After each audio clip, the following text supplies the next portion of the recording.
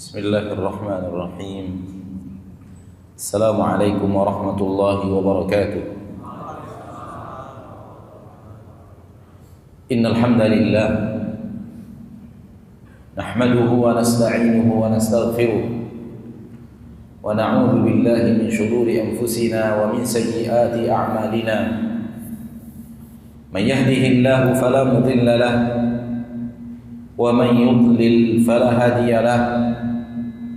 أشهد أن لا إله إلا الله وحده لا شريك له وأشهد أن محمدا عبده ورسوله صلى الله عليه وعلى آله وأصحابه ومن تبعهم بإحسان إلى يوم الدين وسلم تسليما كثيرا.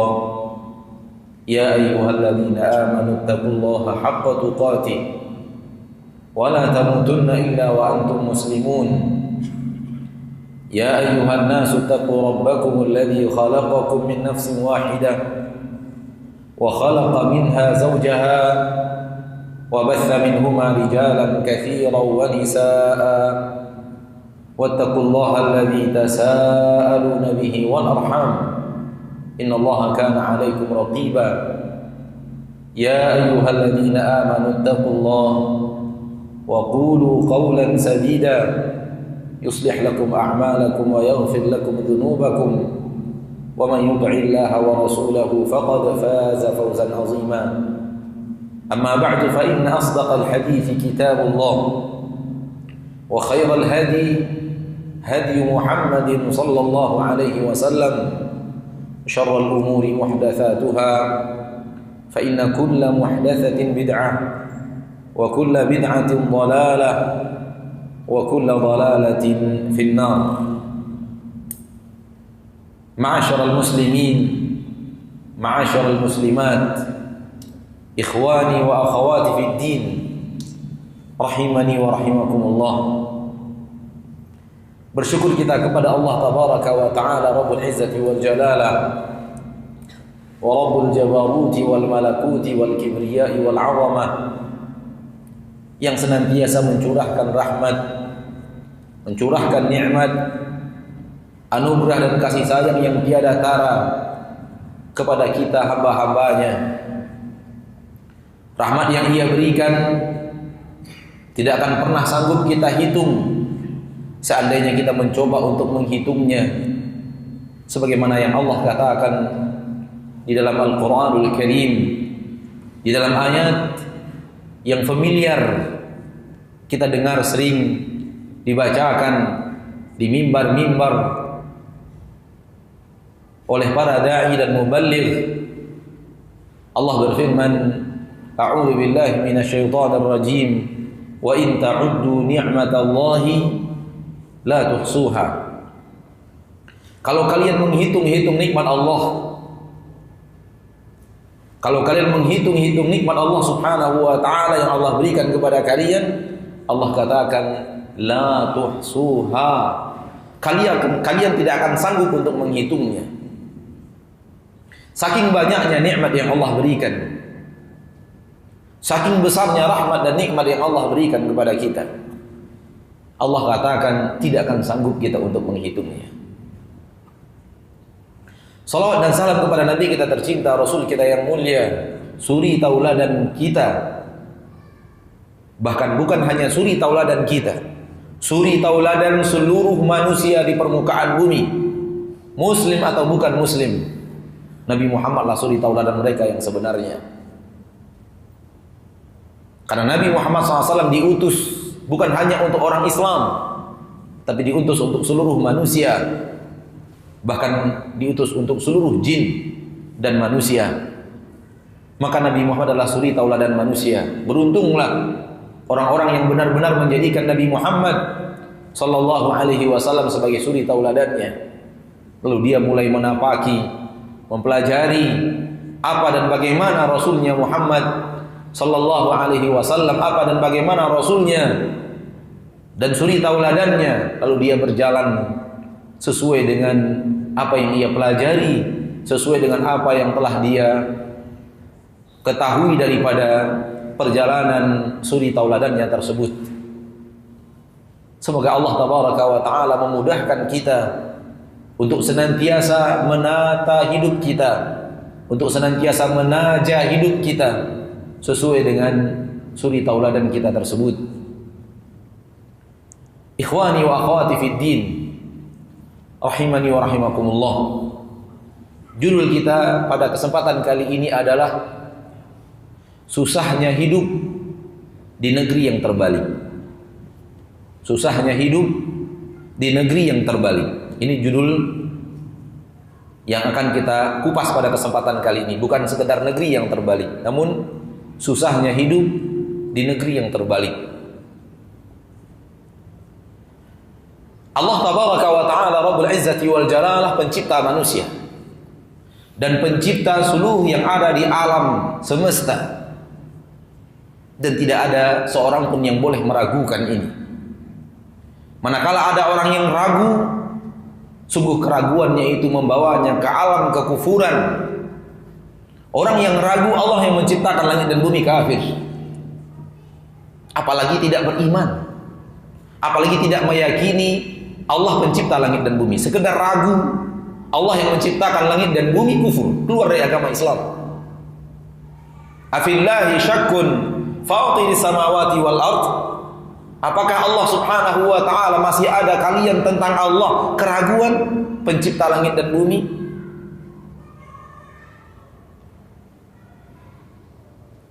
Innamal mu'minuna alladhina amanu billahi wa rasulihi thumma lam yartabu. Sesungguhnya orang-orang yang beriman adalah orang yang beriman kepada Allah dan beriman kepada Rasulnya, thumma lam yartabu, kemudian mereka tidak ragu. Maka bahagian daripada kufur adalah kufru asyak. Kufur disebabkan keraguan. Tidak tertutup kemungkinan seorang beragama Islam tetapi dia tidak pernah mendalami agama Islam.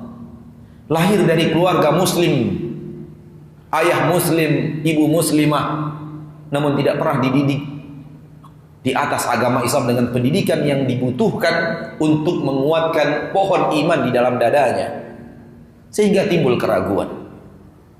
Dan ini kita dengar dari sebahagian kaum muslimin, naudzubillah min dzalik.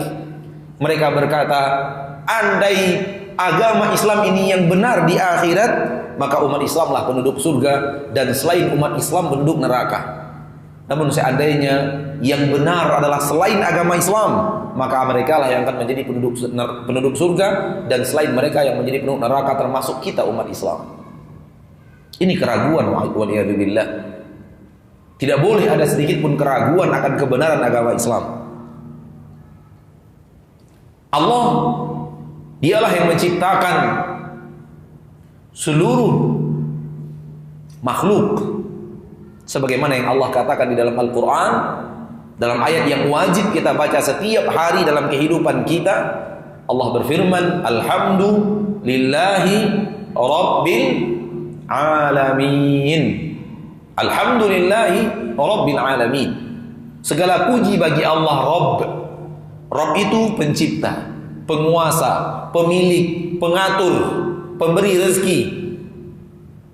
Al-alamin, seluruh alamin. Apa itu alam? Alam adalah sebuah kata yang mencakup seluruh yang sejenis dengan, mencakup seluruh individu yang sejenis di dalam alam tersebut. Ketika kita mengatakan alamul insan, alam manusia, berarti mencakup seluruh manusia dan tidak ada yang keluar dari kalimat alam tersebut. Berarti seluruh manusia masuk ke dalam kalimat alamul insan, alamnya manusia. Alamul malaikah, alamnya malaikat. Alamul jin, alamnya jin. Alamun namal, alamnya semut. Masuk seluruh semut dengan seluruh jenisnya di permukaan bumi. Alam as-samak, dan seterusnya dan seterusnya. Inilah yang disebut dengan alam. Dan Allah katakan Rabbul Alamin, Allah pencipta seluruh alam itu. Dan para ulama mengatakan bahwa di dunia ini ada 1000 alam. Tidak ada riwayatnya, namun kita temukan dari lisan para ahli ilmu bahwa di dunia ini, kata mereka, ada 1000 alam. 400-nya di darat dan 600-nya di laut. Allah yang menciptakan seluruh mereka.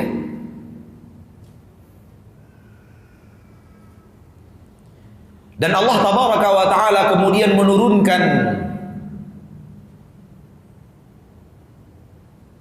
kepada manusia dan jin wahyu untuk mengatur kehidupan manusia dan jin.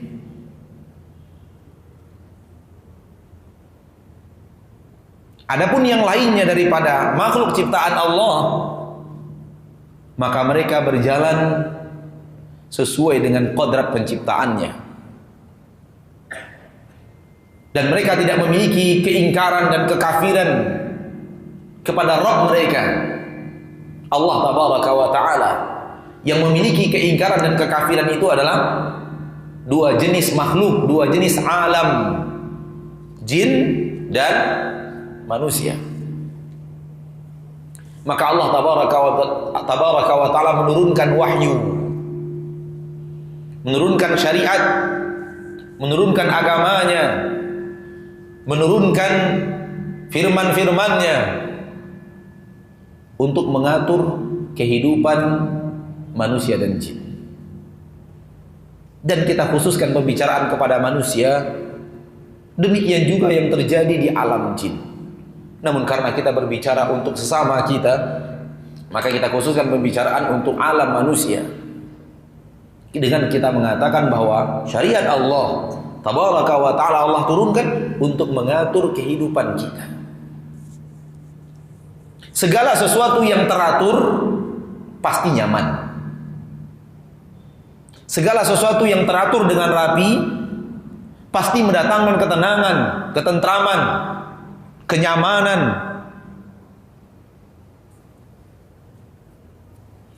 Kita masuk komplek perumahan, teratur, jalannya lurus, dari rumah ke rumah masih ada rentang jarak, ditanami oleh pepohonan, tanaman. Ada di Batam yang seperti ini, perumahan yang seperti ini, ada jalanan di antara rumah ke rumah semuanya aspal, rentang jarak aspalnya 8 meter. Ada perumahan yang seperti ini? Ada. Nyaman nggak rumah yang seperti ini? Di depan rumah itu tanaman-tanaman hijau, rumputan, kemudian memiliki tukang kebun khusus untuk merapikan perumahan tersebut sehingga tidak ada yang berserakan. Aman tinggal di perumahan, nyaman tinggal di perumahan yang seperti ini, nyaman. Lebih kurang seperti itu kalau seandainya manusia ini ikut aturan Allah. Itu hanya tamfil, perumpamaan. Akan terjadi kenyamanan, akan terjadi ketenangan, akan terjadi hal yang indah untuk dilihat, hal yang indah untuk dirasakan, hal yang nyaman untuk dinikmati, manakala segala-galanya teratur. Dan untuk itulah Allah turunkan syariat, untuk menata seluruh manusia dalam seluruh lini kehidupan mereka, apapun dan apapun kedudukan mereka di permukaan bumi, diatur agar berjalan sesuai dengan aturannya.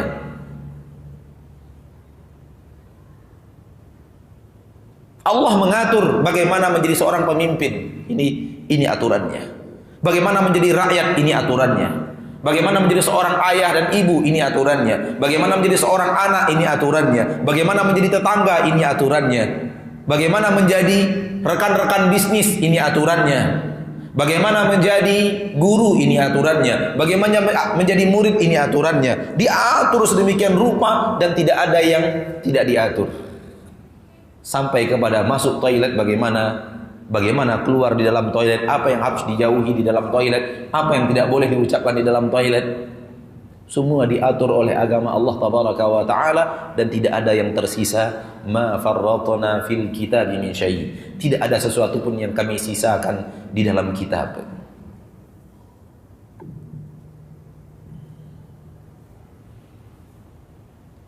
Kemudian kalau kita faham ini, kita akan memahami seandainya manusia berjalan sesuai dengan aturan Allah, maka segala sesuatunya akan nyaman.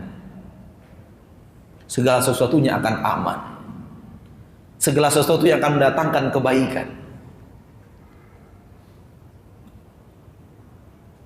Namun manusia mulai merubah-rubah. Manusia mulai merubah-rubah aturan Allah. Berjalan tidak sesuai dengan aturan. Disebabkan beraneka ragam faktor penyebab. Namun intinya dia tidak mau diatur. Mulai mereka bertabrakan dengan aturan. Mulai mereka melakukan sesuatu yang terlarang di dalam aturan. Seharusnya dikerjakan mereka tidak kerjakan. Seharusnya ditinggalkan mereka kerjakan. Terjadi sesuatu yang bertabrakan dengan aturan. Sehingga terjadilah kehidupan yang amburadul. Terjadilah kehidupan yang centang perenang. Tidak ada lagi aturan. Atau sudah terlalu banyak yang bertabrakan dengan aturan. Akhirnya manusia kebingungan hidup di negeri yang seperti itu. Merasakan sulitnya hidup di negeri yang penuh dengan hal-hal yang bertabrakan dengan aturan ilahi.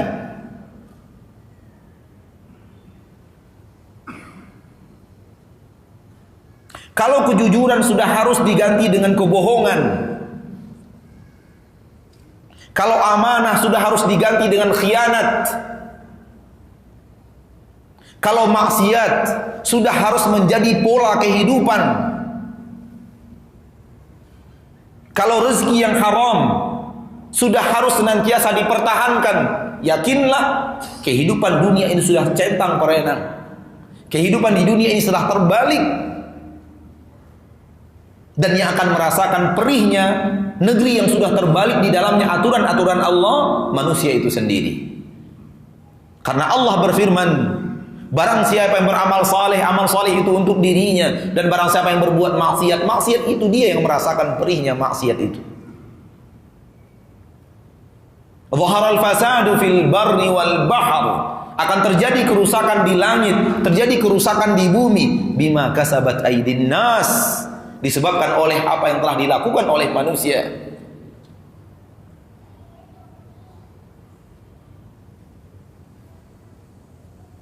Di dalam ayat yang lain Allah katakan liyudhiqahum ba'dalladzi 'amilu, agar Allah merasakan kepada mereka, memberikan kepada mereka sulitnya rasanya hidup disebabkan apa yang mereka kerjakan.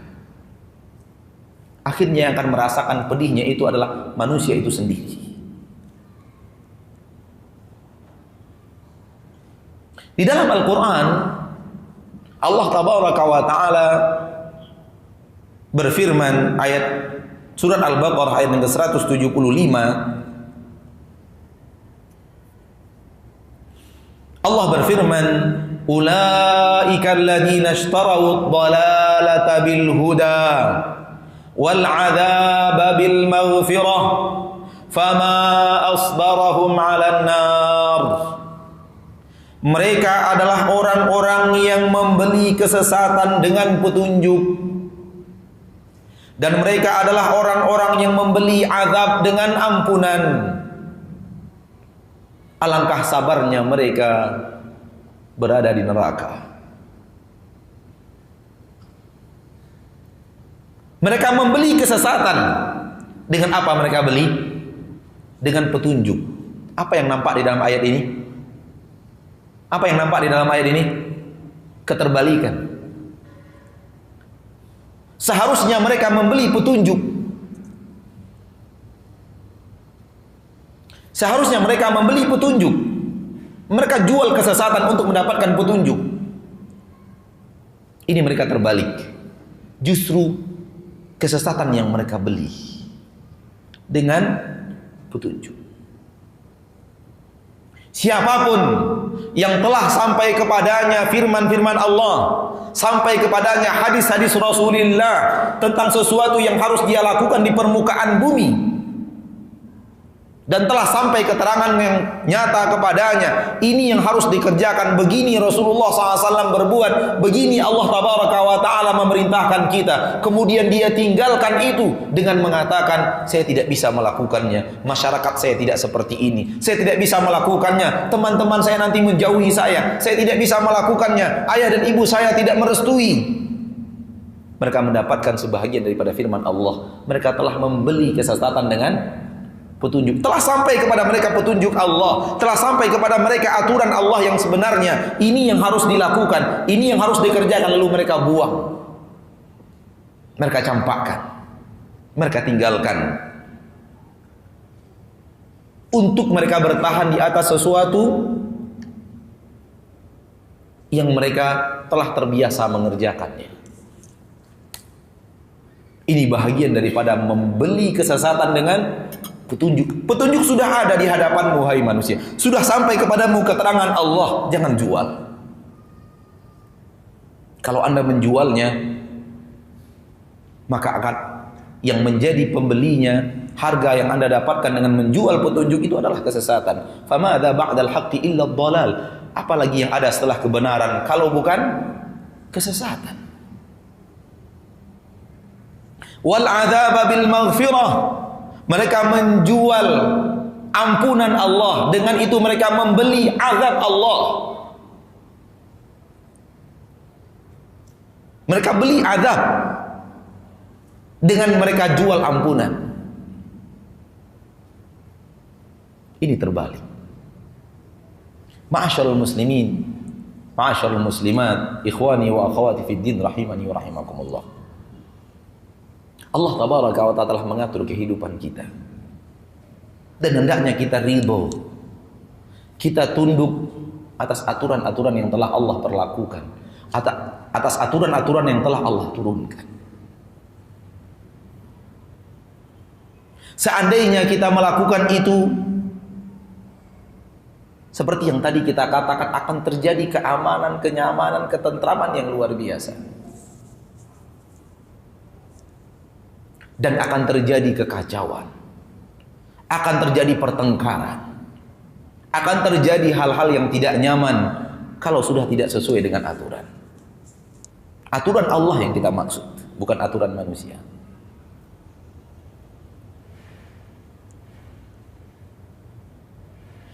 Allah Tabaraka wa Ta'ala turunkan perintah kepada suami agar suami menjadi suami yang benar.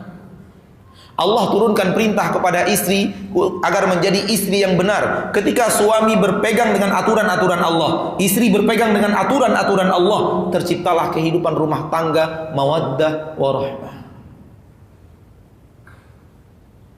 Rumah tangga yang tenang, rumah tangga yang aman dan nyaman. Bukan karena semata-mata istri sayang suami, suami sayang istri. Orang mengira rumah tangga yang sakinah mawaddah warahmah itu adalah suami sayang istri, istri sayang suami. Selesai sampai di situ. Kalau hanya itu, berarti orang kafir bisa mendapatkan rumah tangga sakinah mawaddah warahmah itu. Mustahil orang kafir bisa mendapatkannya. Karena itu adalah rahmat Allah. Lihat Al-Quran, ketika Allah berbicara itu di dalam Al-Quran, Allah telah menjadikan untuk kalian pasangan-pasangan hidup kalian dari jenis kalian sendiri. Wa ja'ala bainakum mawaddatan wa rahmah. Allah menjadikan di antara kalian ada mawaddah, di antara kalian ada rahmah. Allah yang menjadikan untuk kalian. Ini adalah anugerah dan karunia Allah, dan para ulama mengatakan yang ada di sisi Allah tidak akan bisa didapatkan dengan maksiat.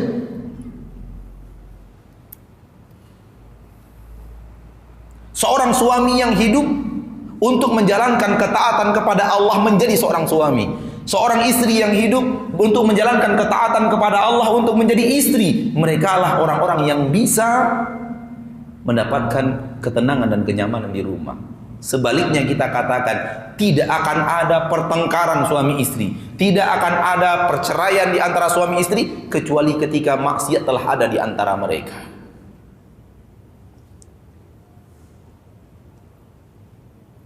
Ketika mereka suami tidak lagi menjalankan kewajiban sebagai seorang suami, tidak sesuai dengan aturan Allah terhadap seorang suami, seorang istri tidak lagi sesuai dengan aturan Allah terhadap seorang istri, terjadi maksiat, maka rumah tangga akan mulai amburadul. Dan rumah yang megah akan menjadi sempit. Dan rumah yang seharusnya tempat di mana manusia tenang hidup di dalamnya, liyaskunu ilaiha, menjadi rumah yang bagaikan api neraka, waliyadzubillah. Semua itu karena apa? Tidak sesuai lagi dengan aturan Allah Rabbul Izzati wal Jalala. Ikhwani wa akhwati fid din, rahimani wa rahimakumullah. Mari kita lihat di dalam kehidupan kita sekarang ini.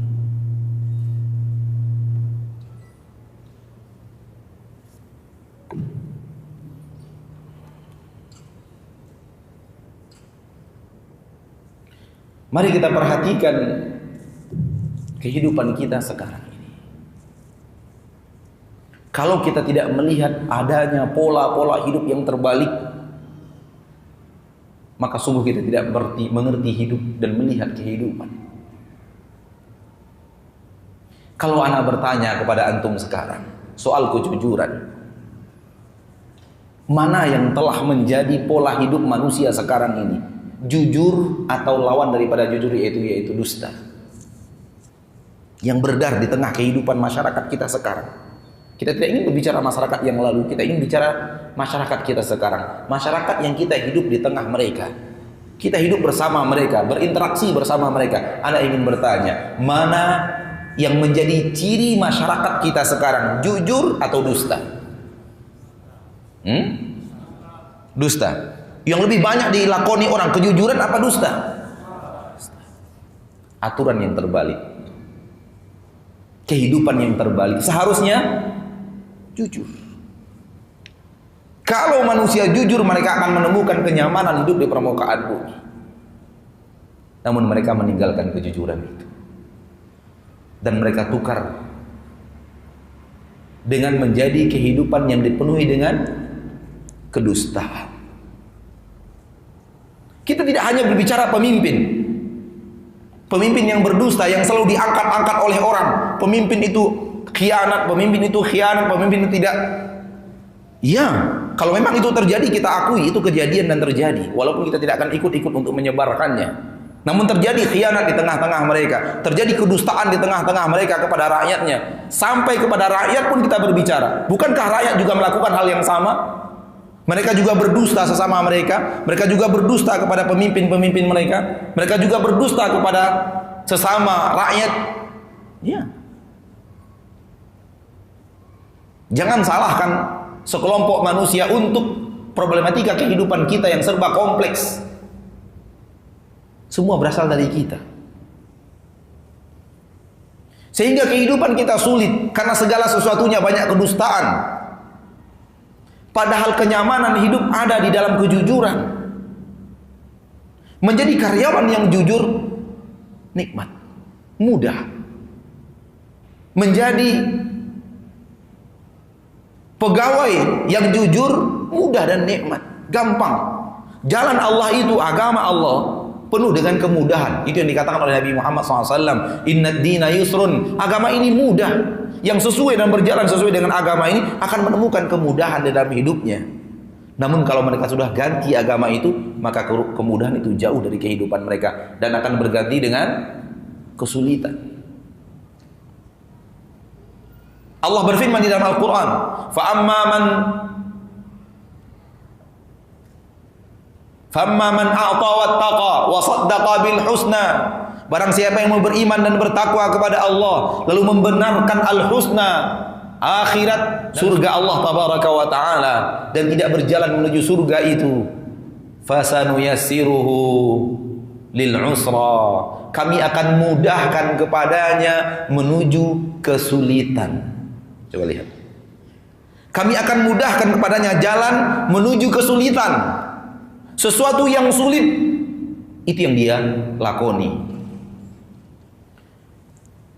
Manakala antum adalah seorang pegawai, kita ambil misal pegawai keuangan, mana yang lebih mudah membuat laporan keuangan sesuai dengan pengeluaran, tidak ada rekayasa tanggal, tidak ada rekayasa angka, atau dicoba cari angkanya dinaikkan, tanggalnya dirubah? Mana yang paling mudah membuat laporan keuangan?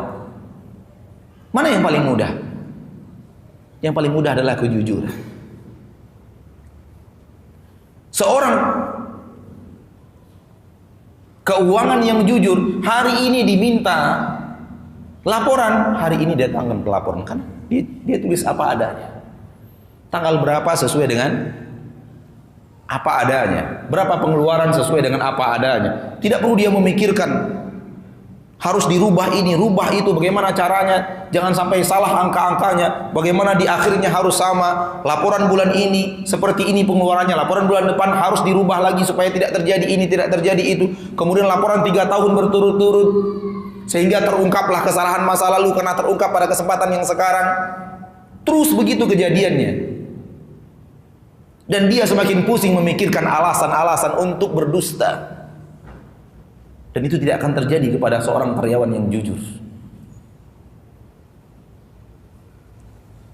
Namun ketika dusta sudah merajalela, justru karyawan-karyawan yang jujur yang susah hidup.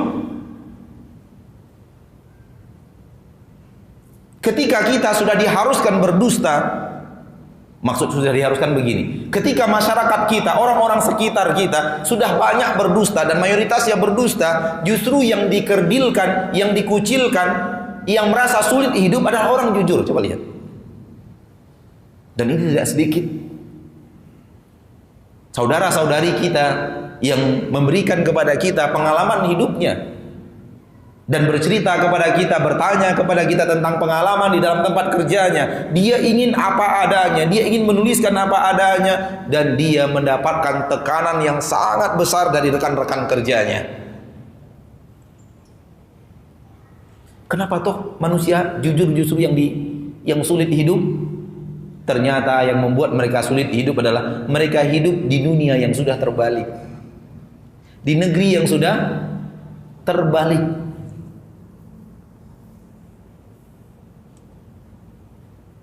Mereka benar, akan tetapi ketika rekan-rekan sekelilingnya sudah salah semua, sehingga yang dilihat orang salah adalah yang benar tadi.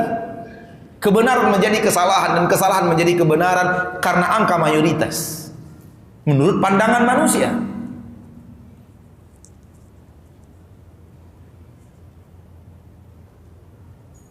Dimusuhi oleh pimpinan, dimusuhi oleh rekan kerja, dimusuhi oleh orang lapangan, ditekan oleh orang-orang yang punya kepentingan.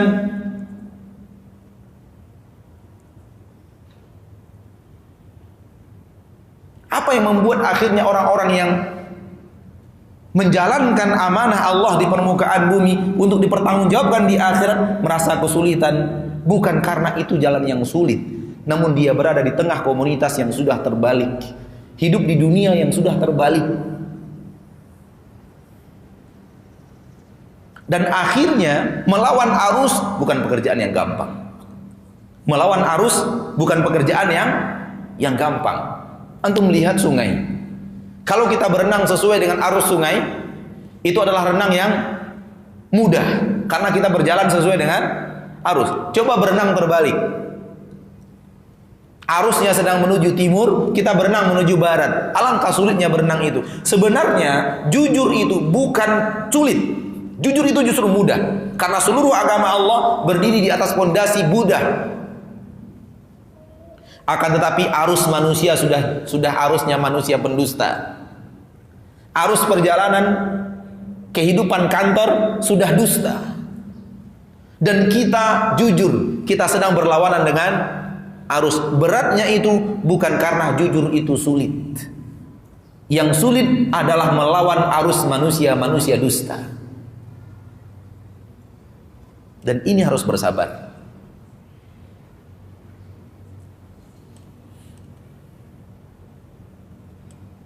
Demikian perlakukan untuk seluruh keterbalikan yang ada di permukaan bumi. Ketika mayoritas manusia sudah meninggalkan sholat, maka untuk mengerjakan dan rutin sholat bukan pekerjaan mudah.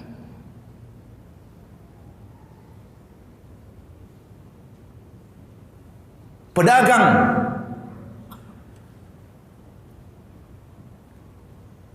yang jujur, mudah sebenarnya jujur itu. Namun karena di sekelilingnya pedagangnya sudah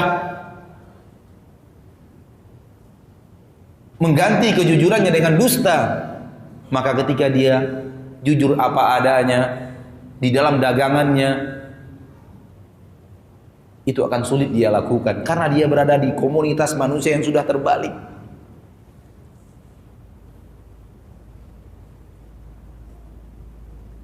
Dan sebenarnya yang sulit itu yang terbalik.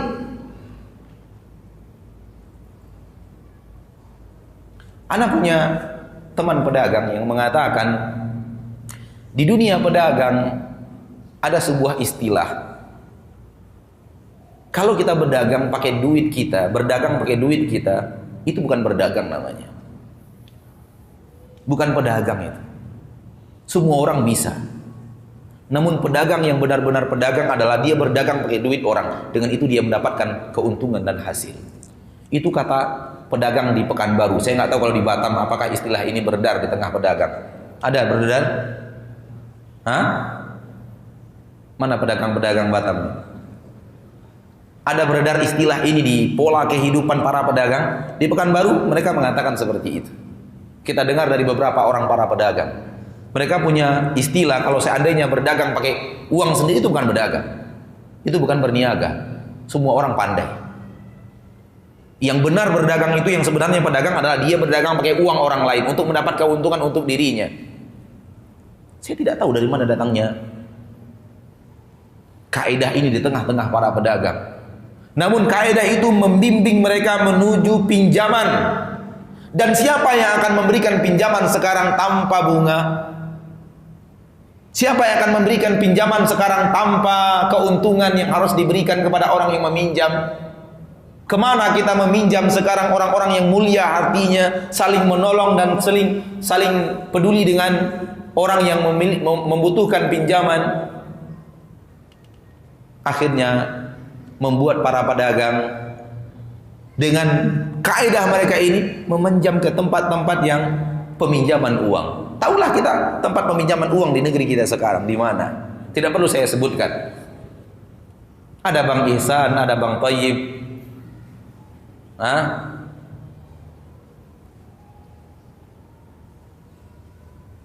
Apakah mudah berdagang dengan cara harus membayar bunga untuk pinjaman? Ataukah lebih mudah berdagang pakai uang sendiri, berapapun keuntungan itu milik kita? Dan kalaupun tidak terdapat keuntungan hari itu, tidak ada yang harus difikirkan. Sebuah benda kita jual dengan keuntungan 100.000, 60.000-nya sudah milik orang. Hanya 40.000 yang milik kita. Sehingga kita tidak akan mungkin menjual di bawah keuntungan 70.000 misalnya. Sementara kalau dia berdagang pakai uangnya sendiri, mau dapat keuntungan 40.000 untuk dia, 60.000 untuk dia, 100.000 semuanya untuk dia. Seandainya hari itu tidak dapat keuntungan 100.000, dia tidak bingung. Namun kalau yang pertama tadi tidak mendapatkan keuntungan 100.000, dia bingung karena 60.000 harus dicarikan hari itu untuk menutupi riba. Dan pada akhirnya yang sulit hidupnya adalah orang yang berdagang pakai uang rentenir. Fasanuyasiruhu lil yusra, kami mudahkan mereka menuju jalan yang fasanuyasiruhu lil usra, kami mudahkan mereka menuju jalan hidup yang sulit. Justru itu yang sekarang digandrungi orang. Justru itu sekarang ya dikerjakan orang. Ana punya seorang sahabat dan kenalan di Pekanbaru, dia mengetahui ada orang lain punya uang 1 miliar, 1 miliar punya uang 1 miliar disimpan, didepositokan. Lalu dia minjam 1 miliar untuk berusaha.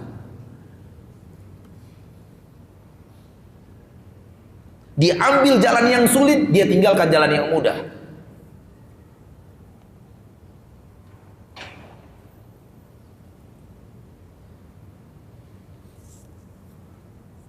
Kembalilah ke jalan Allah, hiduplah sesuai dengan aturan Allah. Anda akan menemukan kenyamanan hidup. Dan itu diakui oleh sebagian saudara-saudara kita yang sudah merubah pola hidupnya, yang awalnya penuh dengan pinjaman-pinjaman rentenir, pinjaman-pinjaman berbunga, kemudian dia setelah tahu, dia mengerti, dia rubah hidupnya sesuai dengan aturan Allah, dibalikkan yang tadinya terbalik, dibalikkan kepada standarisasi asal kehidupan sesuai dengan aturan ilahi, dan dia merasakan kenyamanan yang luar biasa. Ada yang mengatakan, bangun pagi Ustadz, belum lagi gosok gigi Ustadz, itu sudah nambah hutang kita di bank 30 juta. Itu belum gosok gigi. Belum tahu apakah hari itu ada keuntungan atau tidak. Kita sudah harus nambah hutang kita 30 juta. Namun setelah semuanya kita lunasi, kita tahan selera kita untuk tidak membeli apapun untuk melunasi semuanya. Sekarang orang itu yang datang-datang seperti menyembah kepada kita untuk kita pinjam lagi dari dia. Dulu kita diperlakukan bagaikan apa gitu oleh mereka. Sebahagian lain punya mobil sampai 400 unit. 400 unit.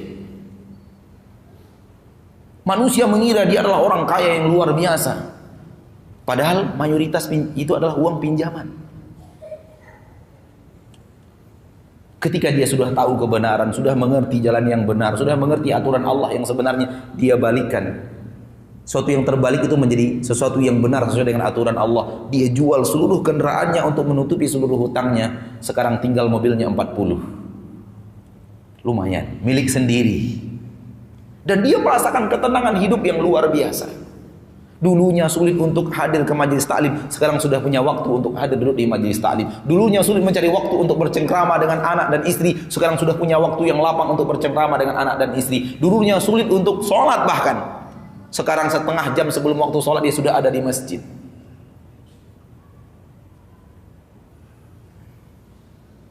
Karena ternyata perbuatan itu mengundang kesulitan. 400 unit kendaraan, 400 yang harus dikontrol, 400 berhadapan dengan supir dengan beraneka ragam pola-pola dusta mereka, bukan pekerjaan gampang. Maka hidup di atas aturan Allah, hidup di atas aturan Allah Tabaraka wa Ta'ala yang Allah turunkan adalah kehidupan yang nyaman.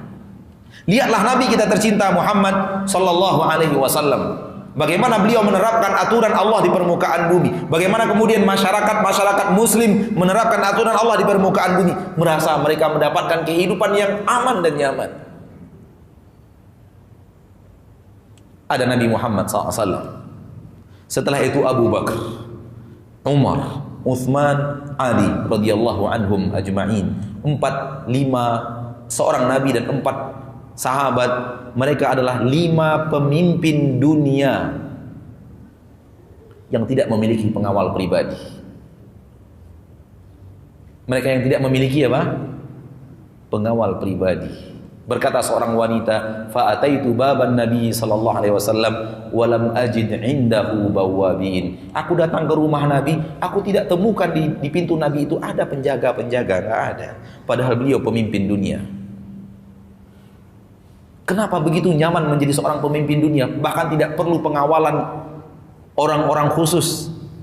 Karena hidup merasa nyaman. Tidak akan ada yang akan membunuh dia, tidak akan ada yang mencederai dan mencelakai dia. Tidak butuh pengawalan. Karena memang hidup dalam kenyamanan.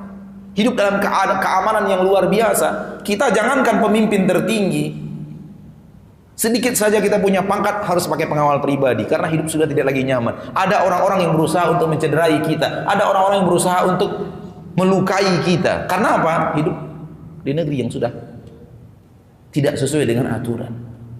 Sudah banyak yang terbalik. Antum tidak lihat bagaimana orang-orang pemimpin-pemimpin datang ke negeri Batam ini, apa yang terjadi? Dia hanya butuh satu mobil. Mobil yang disiapkan berapa?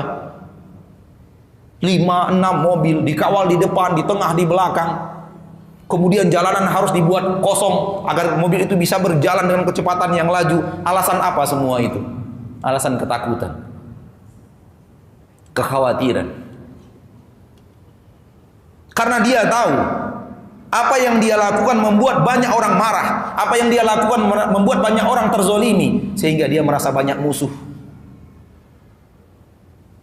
Dan tidak akan nyaman hidup seperti itu. Bukannya haram membuat benteng-benteng. Namun ada sesuatu di balik itu yang sering kita lupakan. Kita merasa tenang, oh enak ya jadi pemimpin itu, dikawal kemana-mana, mobil harus berjalan laju, nggak nyaman. Hidup dikawal itu nggak nyaman, Mbak. Kenapa? Karena hati kita tidak nyaman. Kalaulah bukan karena banyak orang-orang yang menginginkan nyawa pemimpin itu melayang, dia tidak akan butuh pengamanan seperti Nabi, Abu Bakar, Umar dan Uthman dan Ali radhiyallahu anhu. Mereka tidak khawatir dengan kehidupan mereka. Bahkan Ali bin Abi Thalib kapan terbunuhnya? Berjalan seorang diri di malam hari, di subuh hari, membangunkan kaum muslimin untuk sholat. Seorang diri, tanpa ada pengawal. Dia tidak merasa takut. Tenang hatinya, tenang batinnya, menjadi pemimpin dunia. Namun keluar dari rumah seorang diri. Kesempatan itulah yang digunakan oleh Abdurrahman bin Muljim untuk kemudian mendatangi beliau dari belakang dan kemudian menghujani beliau dengan khanjar radhiyallahu anhu wa ardahu Ali bin Abi Thalib. Abdurrahman bin Muljim mengambil kesempatan Ali bin Abi Thalib yang seorang diri, berjalan seorang diri di subuh hari sambil membangunkan warganya untuk sholat berjamaah.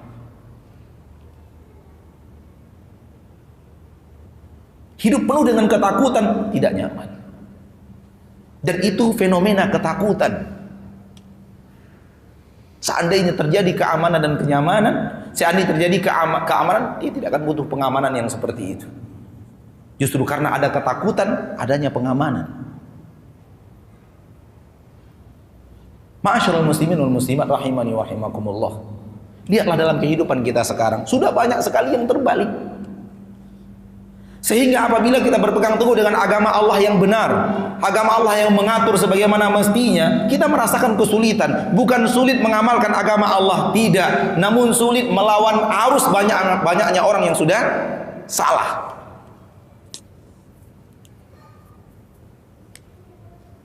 Coba lihat pakaian manusia sekarang ini, antara laki-laki dan wanita. Seharusnya pakaian yang lapang itu milik siapa? Untuk laki-laki atau untuk wanita yang lapang gitu? Wanita. Tertutup wanita. Sekarang terbalik. Justru yang sempit-sempit untuk wanita, yang terbuka-buka untuk wanita. Antum nggak lihat? Kalau laki-laki kerennya sekarang itu apa? Tertutup semuanya. Pakai baju sampai kancing paling atas dipakai. Pakai lagi kupu-kupu sedikit di sini. Setelah itu harus pakai jas. Sudah tertutup lengan sampai di sini, pakai jas lagi.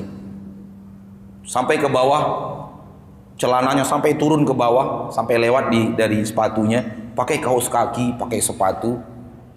Ini tertutup sampai di sini. Tertutuplah seluruh aurat kecuali wajah dan telapak tangan. Itu pakaian yang keren untuk kaum laki-laki sekarang. Iya atau tidak? Itu pakaian yang keren. Pakaian yang keren untuk wanita sekarang apa? Tahu sendirilah teman-teman di Batam. Justru yang terbuka itulah pakaian yang keren untuk wanita. Siapa yang membalikkan ini?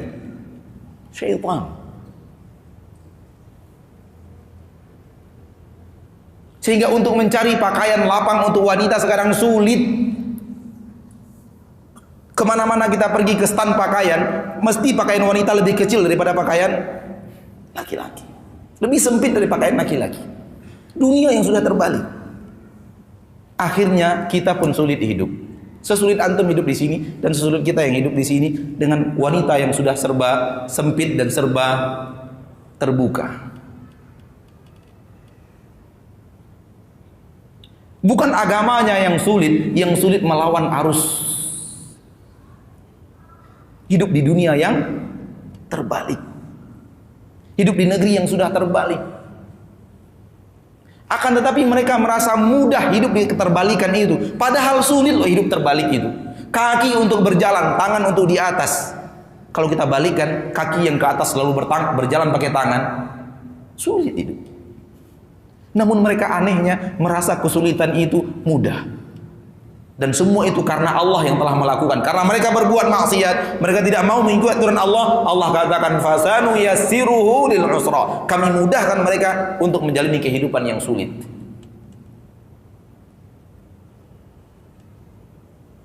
Maka bersabarlah. Bersabarlah hidup di atas aturan Allah. Kalau kita hidup di atas aturan Allah, kita akan merasakan kenyamanan, ketentraman yang luar biasa. Namun kalau kita sudah tukar aturan Allah itu dengan sesuatu yang bertabrakan dengan aturan Allah Subhanahu wa taala, kita akan mendapatkan kesulitan. Saya punya seorang kenalan di salah satu kabupaten di Riau ini, Riau Daratan, di Kabupaten Kampar, seorang pebisnis handal. Punya ini, punya itu, punya ini, punya itu. Dan tidak ada orang di Kabupaten Kampar itu pebisnis kalau tidak kenal dia. Kalau disebut namanya, semua pebisnis pasti tahu siapa dia.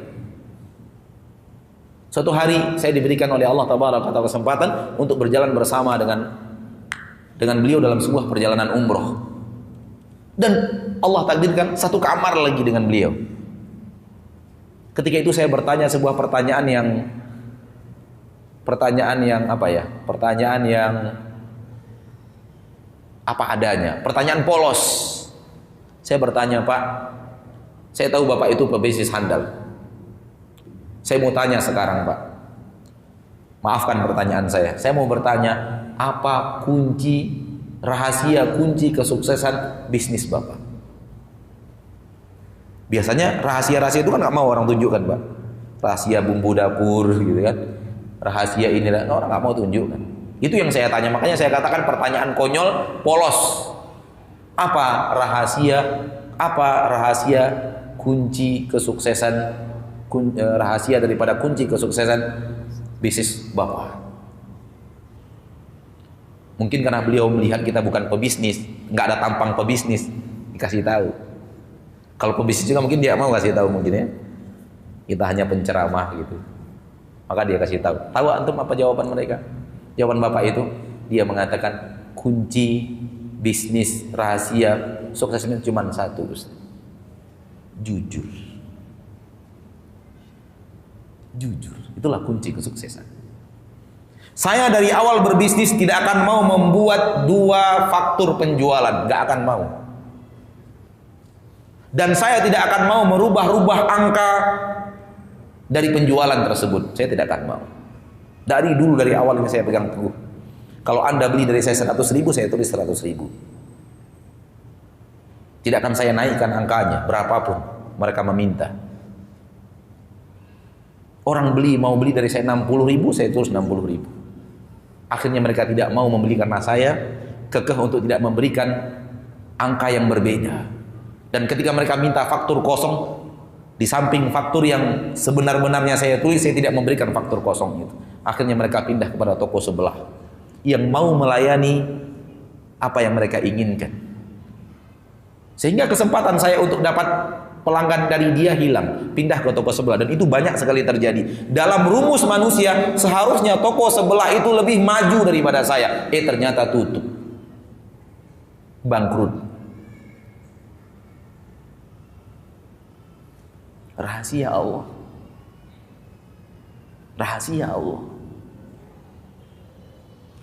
Angka matematika sering tidak bisa diperlakukan di dalam hitungan matematika, dan rumus matematika sering tidak bisa diperlakukan dalam kehidupan dunia ini.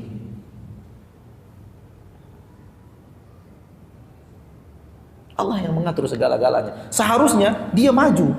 Setiap saya menolak, orang pindah ke sebelah. Hampir dagangan kami hampir sama dengan dagangan dia. Tapi kenapa dia yang tutup dan bangkrut, dan Allah membuat saya bertahan? Ternyata jujur.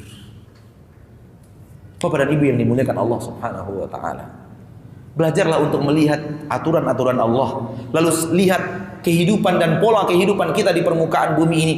Bapak dan Ibu dan saya akan sepakat, kita sudah hidup di negeri yang terbalik. Dan itu yang membuat hidup kita sulit. Kami di dunia pendidikan, saya di samping berdakwah juga memiliki sekolah yang berarti kita sedikit banyaknya mengerti dunia pendidikan. Kami menyaksikan di dunia pendidikan, Bapak dan Ibu yang dimuliakan oleh Allah, anak kecil, anak usia TK dan semacamnya, usia SD, dilarang menghafal di negeri kita ini. Tidak boleh berikan hafalan, diberikan pemahaman-pemahaman saja, pengenalan-pengenalan saja, pemahaman hafalan jangan.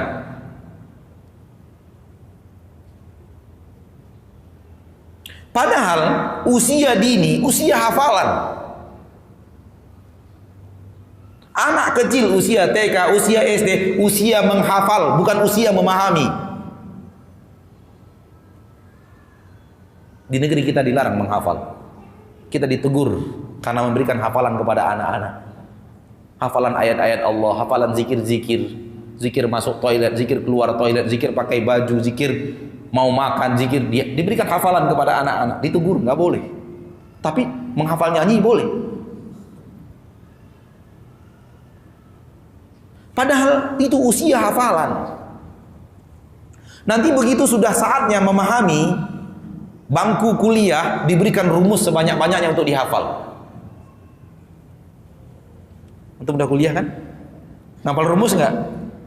Sebanyak-banyaknya rumus dihafal. Di waktu usia dini, usia menghafal tidak boleh menghafal. Di saat usia memahami mulai tajam dan hafalan sudah mulai sulit menghafal, diberikan rumus sebanyak-banyak untuk dihafal. Hasil akhirnya apa? Nggak punya apa-apa. Usia menghafal tidak dimanfaatkan untuk menghafal, usia memahami dimanfaatkan untuk menghafal sebanyak-banyaknya. Hafal sampai ujian saja. Lewat ujian, lewat hafalan. Akhirnya kosong. Lihat para ulama kita dahulu. Kecil mereka menghafal. Besar mereka tinggal memahami apa yang mereka hafal. Jadilah mereka para ahli ilmu, jadilah mereka para ilmuwan yang luar biasa. Karena memang di usia menghafal diberikan hafalan. Saya tidak berani menuding. Namun saya khawatir ada orang-orang di balik dunia pendidikan yang sengaja membuat keterbalikan itu. Karena dunia ini sering banyak disetting oleh orang-orang yang tidak bertanggung jawab, atau disetting oleh orang-orang yang mungkin berkeinginan untuk menghancurkan manusia, terutama umat Islam di Indonesia, yang dikhawatirkan karena memiliki jumlah yang terbesar di setiap negara, di seluruh negara di permukaan bumi. Dan saya melihat sekarang pelajaran anak SD sudah sebesar setebal-tebal ini buku pelajaran yang harus mereka baca. Kelas 1. Dan tidak satu pun dari yang setebal itu hafalan. Pemahaman, memahami ini, memahami itu. Cerita yang harus difahami, lalu pertanyaan sesuai dengan pemahaman cerita. Bukan masanya anak-anak kita diberikan itu. Belum masanya. Suruh saja dia menghafal. Kalau kita beradu menghafal dengan anak kita, kalah kita, Pak. Beradu cepat menghafal dengan anak kita, kalah kita. Itulah hebatnya mereka menghafal. Kenapa tidak boleh menghafal? Dan kalau kita beradu memahami dengan anak kita kalah. Karena kita lebih tajam pemahamannya. Maka gunakan kesempatan dunia menghafal dengan hafalan. Ahli ilmu telah mengatakan, belajar di waktu kecil bagaikan mengukir di atas batu. Dan itu perkataan yang dinukilkan dari Imam Hasan Al-Basri. Belajar waktu kecil bagaikan mengukir di atas saking lengketnya hafalan yang kita hafal waktu kecil. Lalu kenapa harus dijauhkan hafalan itu dari anak-anak kita? Kenapa dilarang di usia dini kita memberikan hafalan kepada anak-anak kita? Saya khawatir ada sesuatu yang terjadi di sana yang kita tidak ketahui. Ada orang-orang pintar secara halus memasukkan konsep-konsep yang sudah terbalik dalam dunia pendidikan kita.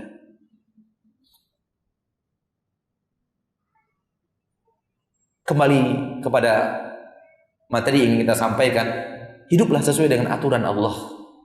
Karena Allah itu yang maha tahu apa dan bagaimana harusnya kita berbuat. Keluar dari aturan Allah itu, kita telah membalikkan sesuatu yang tidak sesuai dengan hal yang seharusnya terjadi. Sesuatu yang terbalik akan sulit. Mudah-mudahan bermanfaat materi kita pada kesempatan yang berbahagia ini. Lebih kurang 1 jam sudah kita menyampaikan materi. Semoga bermanfaat dan semoga kita mau tunduk dan patuh kepada aturan Allah agar kita hidup sebenar-benar hidup sesuai dengan aturan yang maha mencipta kita, yang maha tahu apa yang harus kita lakukan, maha tahu apa yang harus kita laksanakan, dan agar kita mendapatkan keamanan, kenyamanan, ketentraman di dalam hidup itu.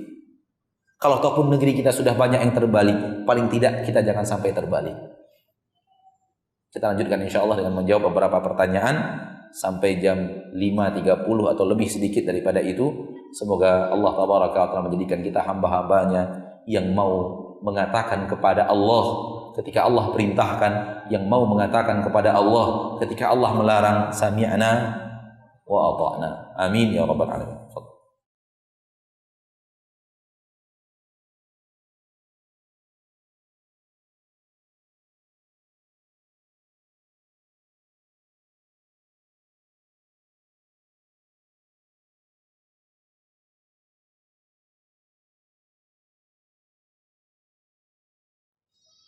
Seorang selebriti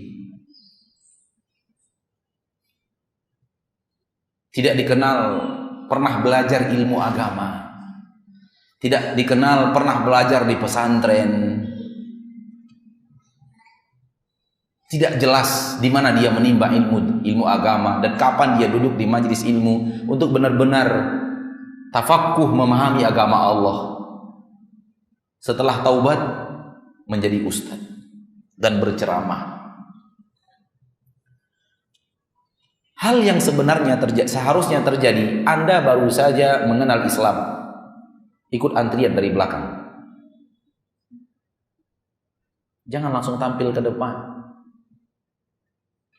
Toh Anda baru kembali kepada agama, ikut antrian dari belakang. Mulai menapaki agama, mulai belajar lagi membenarkan agama yang benar. Kalau Anda sudah mumpuni di dalam ilmu, baru Anda berdiri di depan untuk memberikan kepada yang lain. Tapi tiba-tiba berubah langsung menjadi ustadz. Khawatir kita karena mungkin gak laris menjadi artis, gak laku menjadi artis, lalu berubah profesi menjadi ustadz supaya laris. Kita tidak mau menuding, tapi kalau Anda tidak belajar ilmu agama, tidak pantas Anda berbicara agama Allah.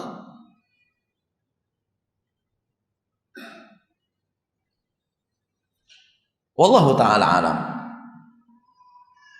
Antum ketika mobil antum rusak, antum berani pilih sembarang orang mau membenahi mesin mobil itu? Hah? Enggak mau. Enggak mau sembarang orang. Siapa yang antum cari? Mekanik yang handal, yang sudah lama hidup di dunia mesin. Demikian juga dengan agama. Dan agama lebih mulia daripada mesin mobil kita itu. Apakah kita akan berikan agama kita kepada siapapun? Yang penting dia duduk di depan berceramah. Padahal kita tahu tidak pernah ada biografi kehidupannya belajar ilmu agama. Tiba-tiba menjadi seorang yang berdiri di depan manusia untuk memberikan ilmu agama, ilmu din. Antum mau membangun rumah dan kemudian memasang instalasi listrik, mau antum serahkan kepada sembarangan orang saja? Instalasi listrik udah ambil orang di siapa saja bisa pasang kan? Mau? Enggak mau. Cari orang yang handal dalam instalasi listrik. Namun kenapa manusia sekarang berat untuk mencari orang yang handal dalam ilmu agama mereka? Sehingga siapapun yang mau berbicara, berbicaralah. Siapapun yang mau menyampaikan agama, sampaikanlah. Aneh bin ajaib. Kalau untuk urusan mesin, kalau untuk urusan listrik kita berhati-hati, namun kalau untuk urusan agama kita tidak berhati-hati. Wallahu ta'ala a'lam. Mungkin itu saja yang bisa saya jawab dari pertanyaan ini. Artinya terjadi keterbalikan, aneh. Harusnya dia di akhir, kok tiba-tiba dia berada di depan. Adapun para politik bicara agama, orang agama bicara ilmu politik, juga termasuk hal yang terbalik. Walau kita katakan sebenarnya politik itu ada di dalam agama kita. Agama kita tidak menyisakan apapun tanpa bahasan. Jadi jangan pisahkan antara politik dengan agama. Jangan pisahkan antara politik dan agama. Dalam ungkapan tadi ada seolah-olah agama dan politik berbeda. Namun kalau dia adalah orang yang terjun di dunia politik, dunia kita sekarang, dan tidak mengenal ilmu agama, dan kita tidak tahu biografi dia tentang belajar ilmu agama, sama dia dengan selebriti yang tadi. Wallahu ta'ala a'lam. Jazakallahu khairan kepada Ustaz atas penjelasannya. Mungkin ada lagi pertanyaan, mohon bantuannya. Syukur. Assalamualaikum warahmatullahi wabarakatuh. Waalaikumsalam. Sebuah pertanyaan yang ingin saya sampaikan kepada Ustaz. Silakan. Dengan materi yang Ustaz sampaikan. Silakan. Kehidupan di dunia yang di Indonesia ini, apakah ada contoh model yang alim ulama sudah melakukan sebuah proyek untuk kebaikan umat, untuk kembali kepada kaidah-kaidah yang selaras dengan kaidah-kaidah Allah, untuk bisa membantu umat umumnya kami yang awam ini untuk kembali kepada jalan yang benar. Sebagai contoh misalkan dalam perdagangan kami tidak bisa terlepas dari berhubungan dengan bank ataupun pihak tertentu. Apakah ada institusi atau contoh model yang pernah Ustaz lakukan dengan pihak-pihak tertentu seperti di Pekanbaru yang bisa diambil contoh model di Batam, sehingga kami bisa memulai untuk mengembalikan kehidupan kami kepada kaidah-kaidah Islam yang sebaik-baiknya. Terima kasih. Assalamualaikum warahmatullahi wabarakatuh. Waalaikumsalam warahmatullahi wabarakatuh. Jazakallahu khairan atas pertanyaannya. Apakah para ahli ilmu, para ulama telah berbuat untuk mengembalikan umat kepada aturan Allah tabaraka wa taala? Di dalam Al-Qur'an, di dalam ayat, di dalam syariat yang mulia, Allah tabaraka wa taala mengatakan, Nabi SAW bersabda, "Man ra'a minkum munkaran falyughayyirhu bi yadihi, fa illam yastati' fa bi lisanihi, fa illam yastati' fa bi qalbihi." Barang siapa di antara kalian yang melihat kemungkaran, rubahlah dengan kekuatan yang dia miliki. Kalau dia tidak sanggup merubah dengan kekuatan yang dia miliki, maka rubahlah dengan lisan. Nasihati orang yang melakukan kesalahan. Kalau dia tidak sanggup melakukan dengan lisan, maka rubahlah dengan hati. Dengan cara tidak menyukai pekerjaan tersebut dan menjauhinya. Ini merubah dengan hati. Wa dzalika adhaful iman. Dan itu adalah serendah-rendahnya dan selemah-lemahnya iman. Para ulama, kalau kita lihat para ahli ilmu, apa yang mereka miliki? Apakah mereka memiliki kekuatan untuk merubah bank di seluruh Indonesia ini menjadi bank yang sesuai dengan aturan syariat? Mungkin jawaban kita tidak sanggup mereka untuk melakukan itu. Karena mereka tidak diberikan kekuasaan dan kekuatan oleh Allah untuk melakukan itu. Maka apa kewajiban para ahli ilmu setelah itu? Menasihati dengan lisan. Memberikan keterangan kepada umat bahwa meminjam uang-uang yang ada pengembalian lebih adalah riba yang dibenci oleh Allah dan akan membawa mereka kepada dunia yang tidak baik, kepada kehidupan yang tidak nyaman, bahkan dosa dan maksiat, murka dari Allah Subhanahu wa taala. Wajib kita terangkan dan menerangkan kepada umat agar umat meninggalkan dan hidup sesuai dengan aturan Allah Subhanahu wa taala. Adalah bahagian daripada tugas para ahli ilmu untuk menerangkan kepada umat. Dan mereka telah berbuat untuk merubah kemungkaran itu dengan bayan, keterangan yang telah mereka sampaikan kepada umat.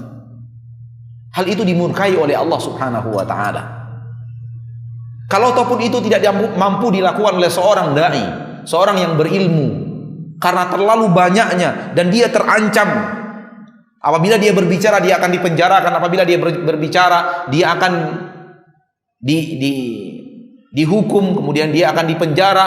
Hal yang harus dia lakukan diam dan membenci perbuatan itu dan tidak melakukannya. Itu bagian daripada merubah kemungkaran. Kalau yang ditanyakan pada pertanyaan Bapak tersebut adalah apakah para ulama sudah memiliki tempat meminjam uang sesuai dengan landasan syar'i? Saya mungkin mengatakan belum memiliki itu, karena tidak diberikan kekuatan untuk itu oleh Allah. Belum Allah berikan kekuatan untuk itu. Kita belum mampu sampai kepada titik itu. Walau kita sudah berusaha, kita berusaha mewujudkannya. Kita mendirikan BMT, Baitul Mal wa Tamwil, bahagian daripada agar kemudian kaum muslimin tidak lagi menyimpan di tempat-tempat yang penuh dengan riba. Agar kemudian kita menghidupkan ekonomi kaum muslimin. Perputaran ekonomi kaum muslimin, kita sudah berusaha sekuat kekuatan yang kita mampu.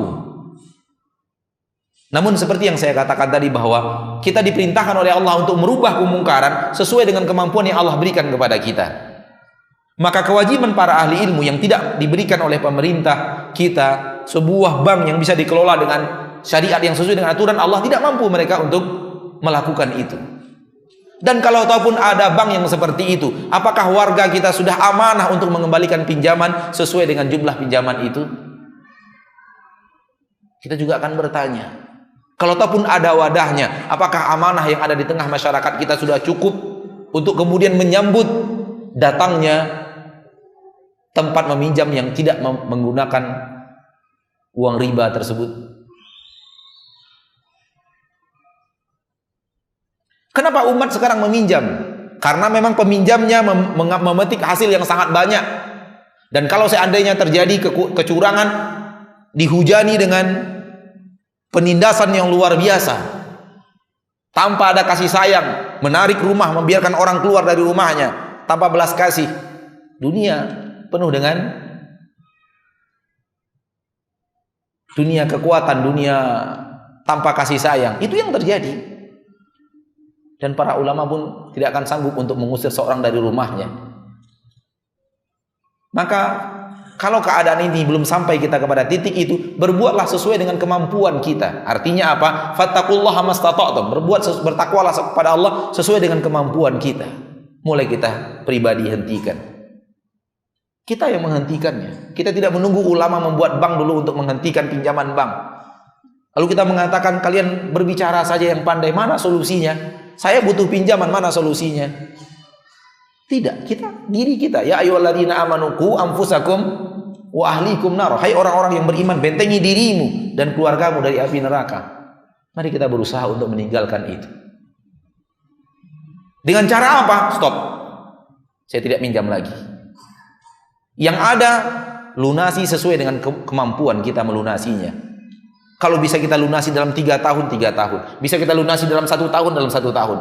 Nggak mampu kita, kemampuan kita yang maksimal melunasi dalam 3 tahun, maka kita lunasi dalam 3 tahun itu. Namun pinjaman baru tidak. Saya akan hidup sesuai dengan aturan saya. Bila perlu ada sesuatu investasi yang bisa kita jual, kita punya tanah bisa kita jual, kita punya mobil 5, cukupkan 1 atau 2, 3-nya kita jual untuk menutupi hutang-hutang riba, kita lakukan. Untuk menyelamatkan diri kita. Untuk menyelamatkan diri kita daripada murka Allah Subhanahu wa taala. Maka dalam hal ini kita mengatakan fattaqullaha mastata'tum. Bertakwalah kepada Allah sesuai dengan kemampuan yang Allah berikan kepada kalian. Sesuai dengan kemampuan kalian. Ini yang harus kita ambil. Maka tidak sedikit orang-orang yang meninggalkan dunia riba setelah mendengarkan keterangan para ahli ilmu, setelah mendengarkan keterangan para ustadz, setelah mendengarkan keterangan orang-orang yang menyampaikan akan bahayanya riba, konsekuensi daripada riba. Tidak sedikit orang yang berubah seperti yang tadi kita ceritakan. Dan apa yang tadi kita ceritakan dari orang-orang yang merubah pola hidupnya, Itu dari para ustadz yang dia dengar pengajiannya, dia dengar nasihatnya, lalu dia berubah konsep hidupnya. Dia merasakan kenyamanan yang luar biasa. Dulunya dia ngemis ke bank, sekarang bank yang ngemis ke dia. Sampai direktur pusat Jakarta datang ke kantornya, seperti ngemis minta dia untuk meminjam uang.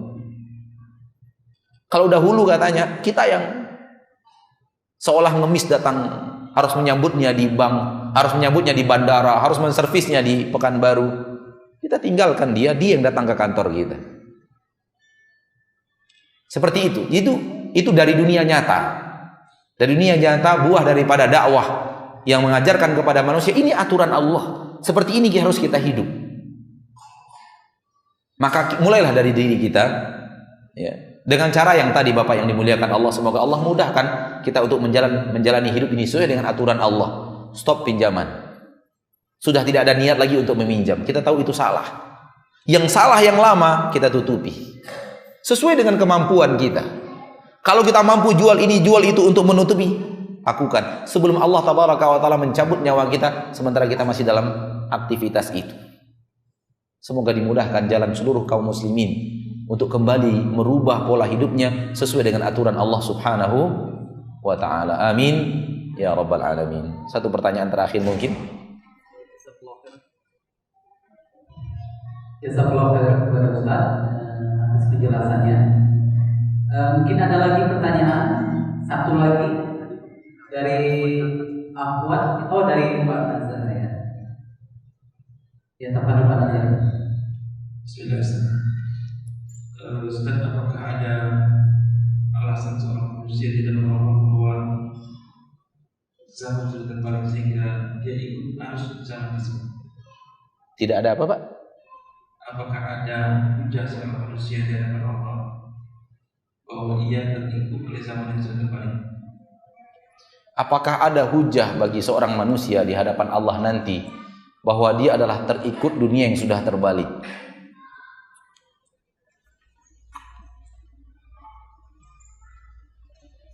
Dia terikut atau memang mau ikut? Tolong dijelaskan dulu. Dia memang terikut. Terikut di sini maksudnya nggak sengaja ikut. Kalau terikut maksudnya tidak sengaja ikut, nggak tahu, tak sengaja terikut. Dia tidak mau sebenarnya, namun terikut. Itu terikut dalam pemahaman saya. Atau memang dia merasa berat berada di atas agama Allah karena beratnya lingkungan, akhirnya dia dengan sengaja meninggalkan agamanya untuk ikut arus yang ada. Berarti dia yang mau ikut. Yang mana satu? Yang kedua, dia sengaja meninggalkan agama Allah, ikut arus yang ada di negerinya, ikut arus yang sudah ada di daerahnya, begitu. Tidak ada hujah di hadapan Allah, karena dia yang mau ikut. Dia yang mau ikut. Tapi kalau terikut maksudnya tidak sengaja ikut, dia tidak tahu itu tidak boleh. Itu yang terjadi di negerinya, dan seandainya dia tahu itu tidak boleh, dia tidak akan ikut. Itu yang ada dalam dirinya, maka ini di hadapan Allah dimaafkan. Allah berfirman di dalam Al-Quran, yang kita baca selalu di dalam Al-Quran, Rabbana la tu'akhidna in nasina au akhta'na. Makna akhta'na, kita melakukan kesalahan karena kita tidak tahu itu salah. Ini terikut namanya. Namun kalau kita tahu itu salah, namun sengaja kita tinggalkan, berat kali jadi pedagang yang jujur ini. Sepertinya kalau nggak pakai dusta, nggak laku-laku dagangan kita. Lalu dia tinggalkan jujur, dia pindah kepada kedustaan. Itu bukan terikut, mau ikut. Maka itu akan dipertanggungjawabkan di hadapan Allah, dan tidak ada hujah baginya. Negeri kami sudah begini Allah, negeri kami sudah begini Allah. Di dalam Al-Quran, Allah Subhanahu Wa Taala berfirman tentang orang-orang yang seperti ini.